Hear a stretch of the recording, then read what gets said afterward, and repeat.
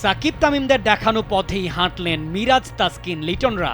ওদের প্রতিবাদে উত্তাল দেশের ক্রিকেটাঙ্গন। 2019 সালে সাকিবের নেতৃত্বাধীন জাতীয় দলের ক্রিকেটাররা একজোট হয়ে নানা দাবিতে সব ধরনের ক্রিকেট বয়কটের হুমকি দিয়েছিলেন।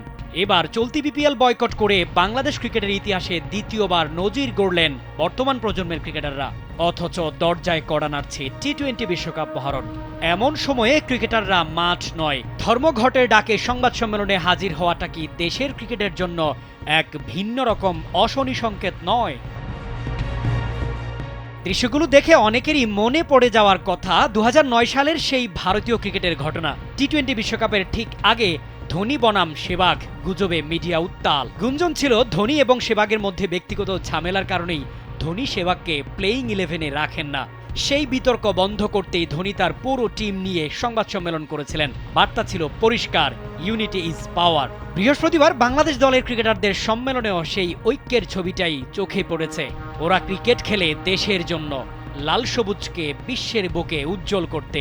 তাই তো ওদের প্রতিবাদের এতটা বিস্ফোরণ। বিতর্কের শুরু বিসিবি পরিচালক এম নাজমুল ইসলামের একের পর এক বেফাঁস মন্তব্যের জেরে। এরপর কোয়াব অনির্দিষ্টকালের জন্য ক্রিকেট বয়কট ঘোষণা করেন। প্রতিবাদের তোপের মুখে বিসিবি তাকে অর্থ কমিটি থেকে সরালেও ক্রিকেটাররা মাঠে ফেরেননি। ফলে ঢাকা পর্ব শুরুর দিনই অনির্দিষ্টকালের জন্য স্থগিত হয় বিপিএল এর ম্যাচ। গ্যালারিতে দর্শক, মাঠে বোর্ডকর্তা, কিন্তু খেলোয়াড় নেই। শেষ পর্যন্ত বিপিএল স্থগিত। সাকিব তামিম থেকে মিরাজ তাসকিন আর ভারতীয় থেকে বাংলাদেশ ক্রিকেট।